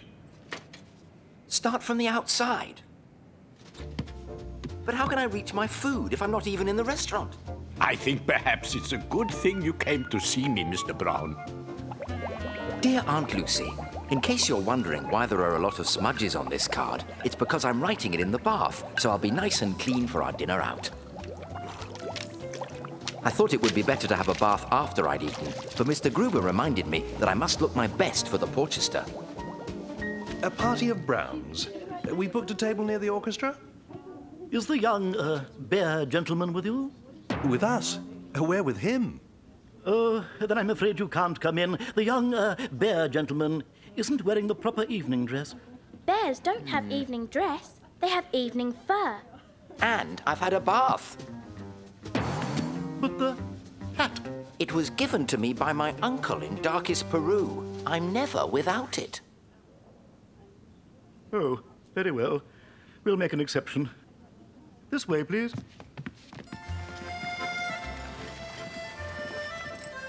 Monsieur. Thank you. My menu's full of mistakes. Mistakes? There is never a mistake on a Porchester menu. Those aren't mistakes, Paddington. It's written in French. And we pride ourselves in the fact that there is nothing one cannot obtain at the Porchester. Well, in that case, I'll have a marmalade sandwich, please. With custard, since it's my birthday. A marmalade sandwich? With custard? For dinner? I like marmalade, and you said that one can obtain anything I want.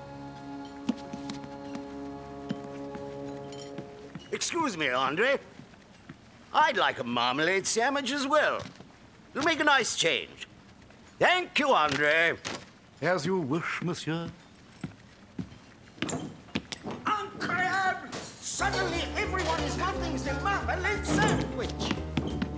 I bring Paddington to one of the finest restaurants, and he wants a marmalade sandwich. Oh! Perhaps you would care for an hors d'oeuvre while you wait? Hors d'oeuvre? But that looks like salad. Indeed. Thank you. It looks like a very good bargain. And I know which fork to use. It It isn't all for you, Paddington. And you're not meant to eat it from the trolley. I thought dining out was supposed to be fun, but there are an awful lot of things you can't do. Oh! Ah! Couldn't I have my water in a glass, please? That's not for drinking. It's a pour bowl. A pour bowl? But I had a bath this afternoon. Since the young bear gentleman is having a marmalade sandwich, I assume his paws might get sticky. There's no might about it. Where is Paddington? He said something about finding his onion.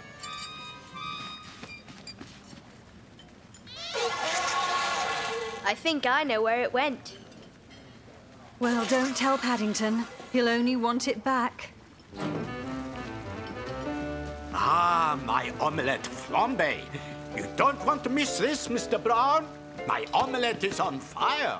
Don't worry, Mr. Gruber. I'm coming. Oh, my omelette. I've got my onion back. Oh. This was your idea, Henry. I'm afraid I must ask you to leave.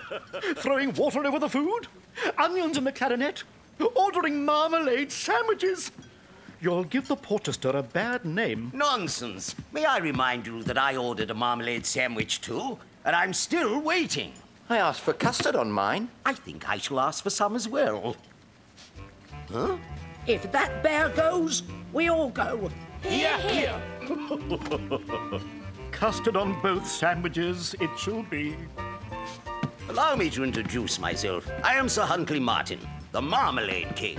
Been in marmalade for 50 years. Fancy being in marmalade for 50 years. Been dining here for over 30 of them, and I've never seen anyone have so much fun. Paddington usually has fun wherever he goes. I was a bit worried about coming to a famous restaurant like the Porchester, but luckily Mr. Gruber showed me exactly how to behave. Oh, no need to thank me, Mr. Brown. No need at all. 2 marmalade sandwiches with custard. Thank you very much.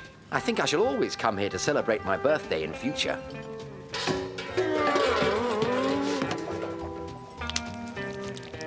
And I think I may need that pour bowl after all.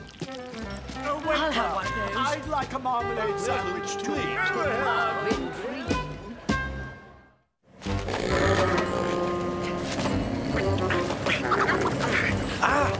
Don't eat that. I was just reading about the recent sighting of the Yeti.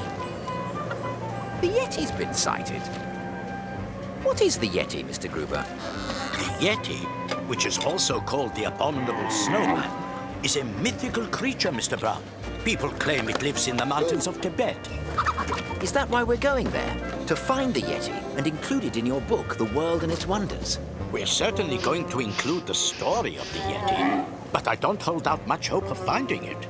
Like Bigfoot and the Loch Ness Monster, we are not certain the Yeti even exists. Tibet, however, is a land of infinite fascination. The Himalayas, Mr. Brown. That peak is the world's highest mountain, Mount Everest. Sir Edmund Hillary was the first person to climb it. Did he see the Yeti, Mr. Gruber? I don't believe so, Mr. Brown.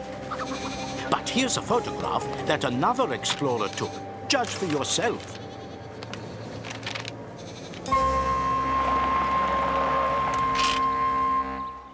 Welcome, Mr. Brown.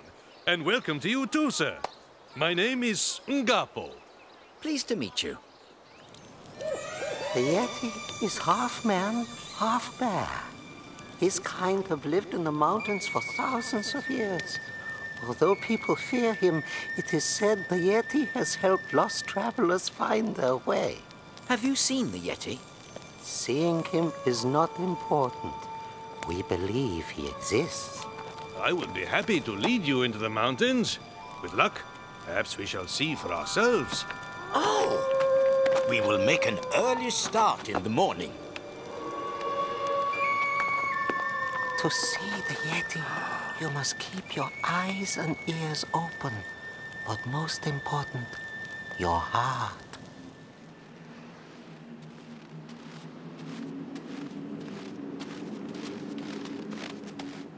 Why don't you try that theory you read about, Mr. Brown? Of how the Yeti footprints may have been made by a bear. How did it work again, Mr. Gruber? If you place your hind paw partly over the imprint of your forepaw, you will create a footprint positioned in the opposite direction. And that resembles the Yeti footprint. Oh. I don't think much of the footprint theory, Mr. Gruber. It must be hard if you're a Yeti to tell whether you're coming or going. Quite right, Mr. Brown. We should hurry while the weather is good. In the Himalayas, the weather can change at the drop of a hat. Oh! I'm sorry I dropped my hat, Mr. Gruber. I didn't mean to make the weather change. I believe that's simply a figure of speech, Mr. Brown.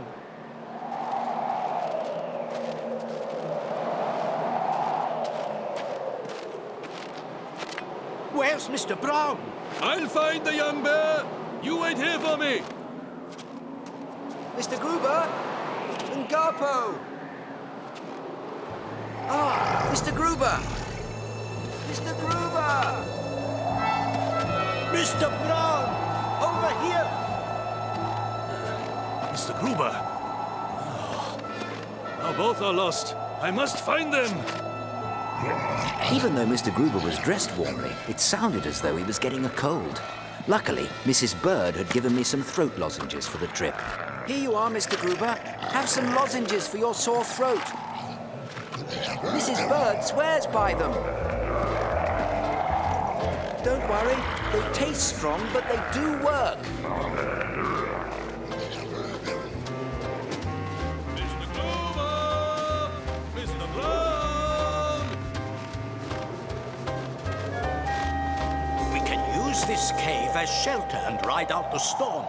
How clever of you to lead us here, Mr. Brown. But I was following you. Here, Mr. Gruber, have another lozenge. Another? But I haven't had any yet. I gave you one when I was following you. I'm afraid high altitudes can make people lightheaded and confused, Mr. Brown. My head feels the same weight as it did this morning. We'd better rest. We'll have to try and find Ngapo in the morning. I do hope he's all right. You must be hungry, Mr. Gruber. Here. Though I don't think I've got any bread. Why, Mr. Gruber? You were really hungry. Luckily, I had my emergency sandwich.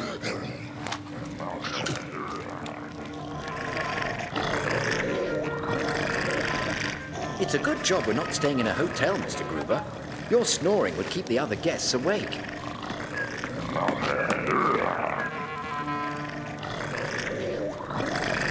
It's a good job we're not staying in a hotel, Mr. Brown. Your snoring would keep the other guests awake.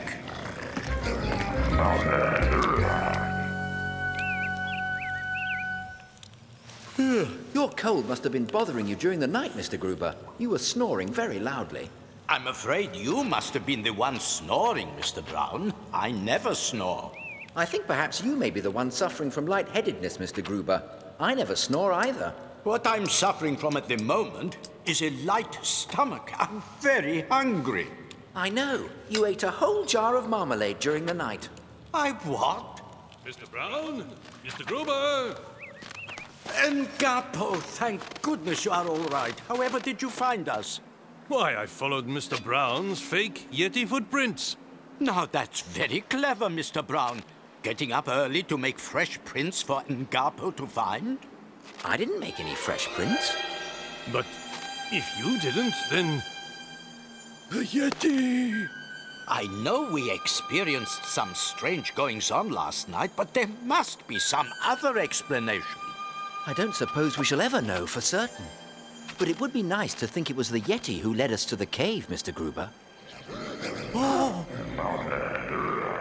And if it was, I hope Mrs. Bird's lozenges help him get over that nasty cold.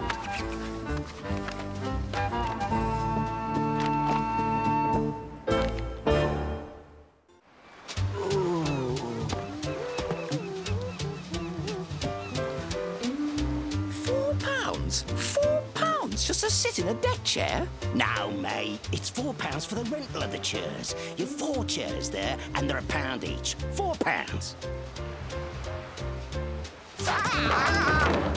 Think yourself lucky I'm not charging extra seeing the mess you've made of them.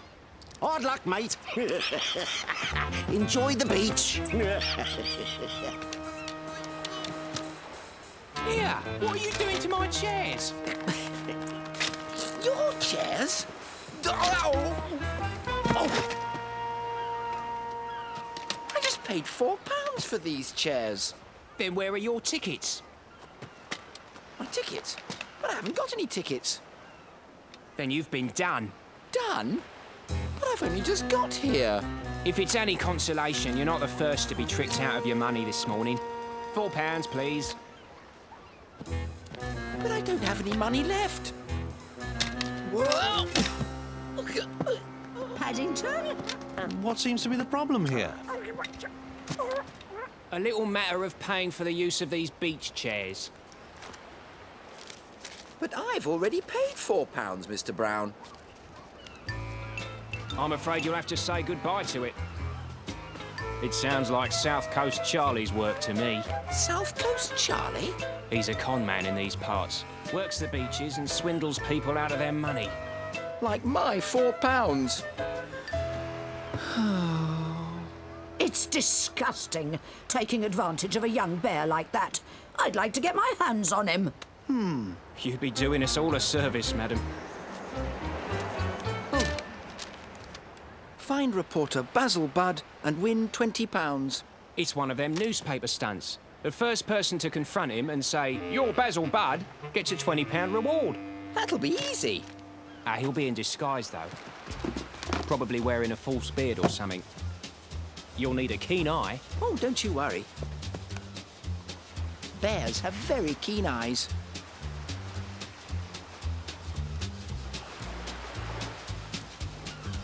There's a beard. Don't forget to meet us at the restaurant for lunch, Paddington. Aha! You're Basil Budd and I claim my £20. Let go of my beard. I am not Basil Budd. Oh. Well, I never. Little bear comes up and pulls my beard. Well, never seen you like it in my life. That's the trouble with beards. It could be anyone underneath them.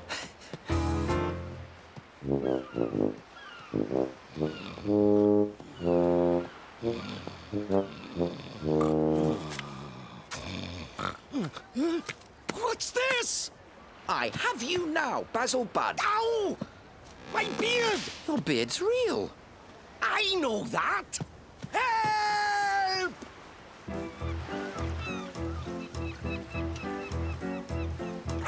Yeah! Hey!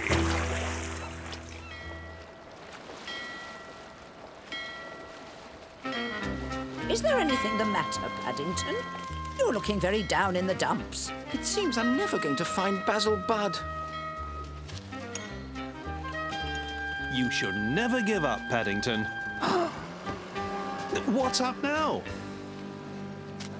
I think it's Basil Budd behind that beard. You should never give up, Paddington. Really, Henry? You're Basil Budd, and I would like my £20, please. Go away! Hey, what are you doing? Ow! My beard! Stop! Let go! My beard! What's all this about? I'm going to call the police. The police? No, there's no need. I'm fine. Yes, it was all a misunderstanding. Hey! That bear! He's the one who pulled on my beard! Mine too. I could have drowned. That's nothing. He buried me alive so he could yank on my beard. That's it. I'm calling the police. You've got some explaining to do.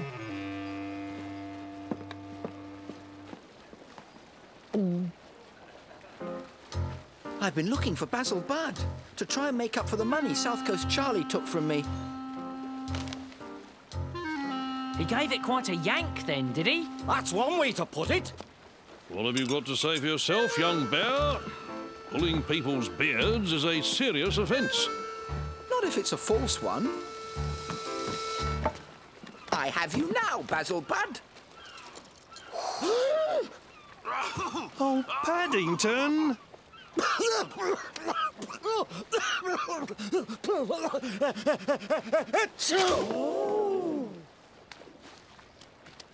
Hey, you're not Basil Bud. You're South Coast Charlie.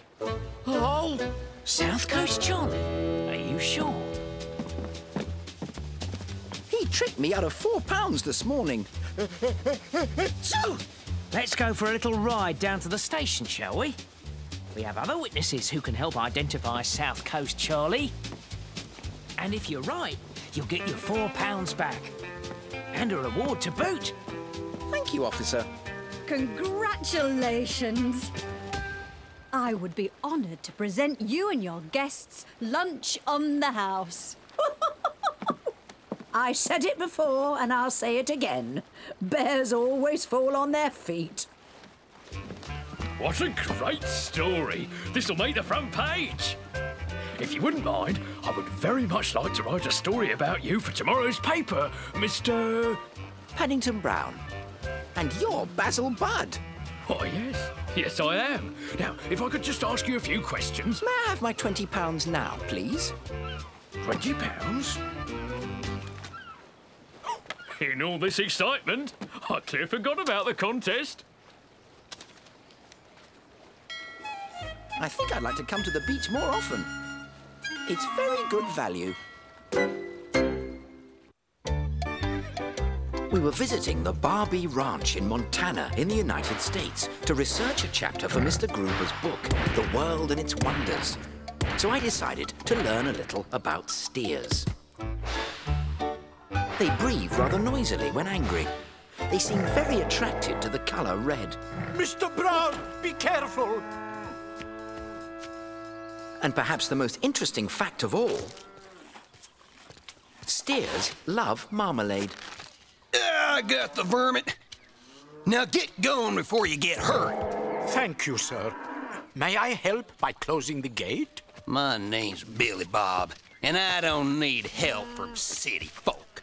He didn't sound very friendly, Mr. Gruber. I think perhaps he has his mind on other things, Mr. Brown.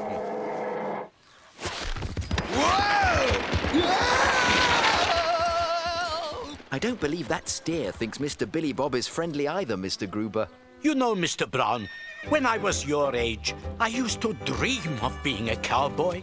But who's going to teach us? Why, the trail boss, of course. The trail boss? The trail boss is a seasoned veteran. I bet he'll be as rough and tough as they come. You mean she'll be as rough and tough as they come? My name's Loretta, and this is my ranch. And I'd say you boys need some real cowboy duds. Good. Good enough, I suppose. They wanted me to try on a 10-gallon hat, but I couldn't ever carry more than half a gallon on my head. Well, that's all right. You can be my undercover cowboy and keep your eye out for cattle rustlers. Cattle rustlers? Your job is to protect my herd. But who would want to steal your herd, Miss Loretta? You never know in these parts. And you won't know until it's too late. Yee-haw! Right up, cowboy! If you want to be a cowboy, Mr. Brown, you're going to have to learn to ride a horse. I felt like pointing out that it was Mr. Gruber who wanted to be a cowboy, not me. But it was taking me all my time to stay in the saddle. Giddy up, buckaroo. Rope steer with your lasso. Giddy up, shout yahoo! You're a cowboy tried and true. A cowboy needs a horse to trust. A saddle, reins, and bit are a must. He always wears a wide-brimmed hat to keep the sun and rain off his face and back. To reach the stirrups is hard if you're small, but once you're up there, you really feel tall. Woo! Kick your heels to make him trot. Pull back on the reins when you want to stop. Cowboys work in all kinds of weather. Their job's to keep the herd together. If they travel long ways with the cattle, they might take a nap right there in the saddle. Woo! giddy up faster now. Ride your horse and rope a cow. Buckaroo, shout yahoo! Your cowboy tried and true. Your cowboy tried and true. Yee-haw! Well done, Mr. Brown. You must tell me your secret. Marmalade. It sticks anything to anything. Would you like to try some? No, thank you, Mr. Brown. I'll race you around the corral. Yippee!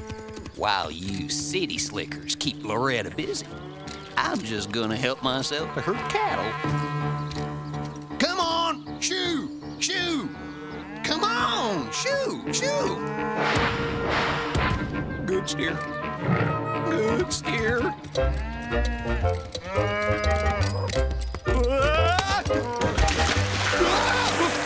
We've got to be careful. This herd hasn't been branded yet. Once you've finished your bath, Billy Bob, don't forget to clean the stables. Yes, Miss Loretta. Now, to be a real cowboy, you've also got to learn how to lasso cattle. All right, now it's your turn. No mistakes this time. I'm gonna get me that cattle. I hope I don't rope myself. Why, I'm gonna have to get Billy Bob to clean up this mess. In the meantime, let's go have some dinner. Whew, wait. There's no getting by them city slickers. Thank you, Loretta. Or should I say, much obliged. Well, I'm gonna hit the hay. Why don't you two just do me a favor and make sure the cattle are all locked up? Darn tooting, Miss Loretta. Mr. Gruber, what did Loretta mean when she said her herd hadn't been branded? Ranches mark their cattle with a brand to identify them. Without the brand, there's no proving the cattle are yours if they get lost. Good night, Mr. Brown. Don't stay up too late. Cowboys are notoriously early risers. Good night, Mr. Gruber. I was worried about Loretta's herd not being branded, so I decided to surprise her. We woke early the next morning for more cowboy training, but we had an unfortunate surprise instead. Oh no, Mr. Brown. The herd, it's gone. This was the work of a cattle rustler, boys, and I need your help. Yee-haw! Come on, move! You are the laziest herd I've ever rustled. Hand over that herd, you rustler! Ha! You can't prove this is Loretta's herd. She didn't brand them. But I did. Mrs. Bird often says that once my marmalade chunks are stuck to something, they never come off. So I branded the herd with my chunks last night. This is your herd, Miss Loretta. Ah.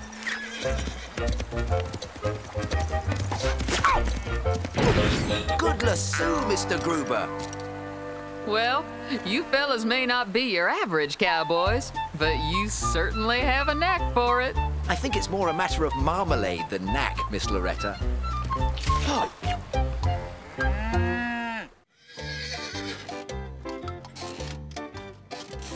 Is this right, Mr. Gruber? Be one with the horse, Mr. Brown. Be one with the horse? But it's made of wood. My old friend Stan Miller will explain the finer points of horse racing to you when you meet him. He's been trying to win the Kentucky Derby for years, and he hopes this time he'll do it. That's why we're going to the United States. I want to include horse racing in my book, The World and Its Wonders. I think bears would make good horse racers, Mr. Gruber. You mean jockeys, Mr. Brown? A horse racer is called a jockey. Paddington, meet Benton Star, a very powerful steed. Steed? It looks like a horse. Exactly, Mr. Brown. And this two-legged one is my jockey, Frankie. Oh. I think Betting Star likes marmalade. Well, don't you be feeding any of that to her. We don't want anything ruining her chances of winning the Derby. I never thought that marmalade could ruin anything. Except Mrs. Bird's tablecloth, but that was a very sticky chunk.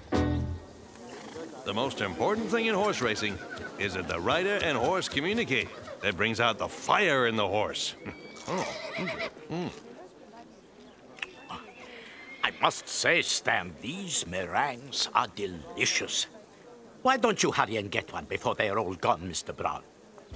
I'd never tasted a meringue before. It looks like garlic. Ugh, ugh, ugh, it's horrible. Ugh, I hope some marmalade will take the taste away. Ew, something sure smells ripe around here.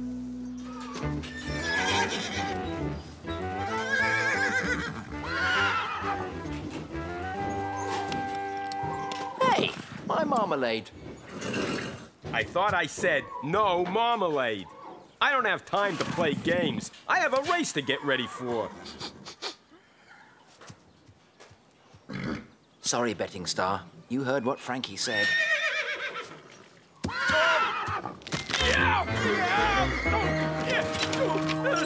Go! My foot! It's broken! I can't ride like this! What am I gonna do? Where's the jockey for Betting Star? Here I am. I'm afraid Frankie's broken his foot. Get your gear and step on the scale.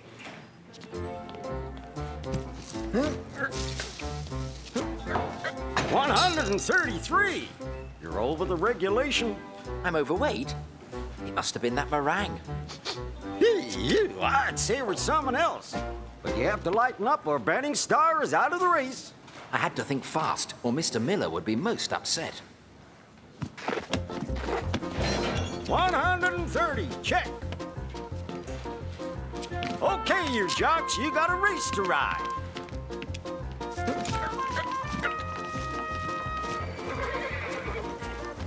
I wish I could remember what Mr. Miller said. Something about how to bring out the fire in a horse. Mrs. Bird always blows on her fires when she wants to get them going.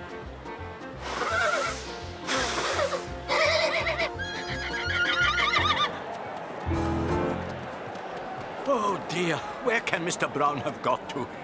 I do hope he doesn't miss the big race. Wow. Frankie is certainly getting Betting Star excited. Look at her go. I'm afraid it can't be Frankie. It's Mr. Brown. What? My big chance and you get stepped on. Don't you have any horse sense? It was that bear and his marmalade that did it. You should be thankful Betting Star is in the race at all. That bear, as you call him, even gave up his boots to ride. Does he know how to ride, Mr. Gruber? He practiced a bit in my antique shop. This is terrible. It certainly is. The Browns promised to watch the Kentucky Derby on television, and they'll be looking out for Mr. Brown. They are in for quite a surprise. Paddington? Yes, it's Paddington, all right.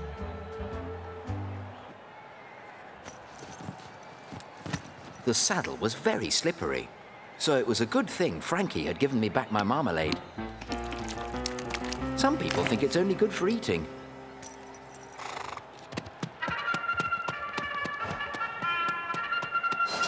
Oh, suddenly, everything went quiet.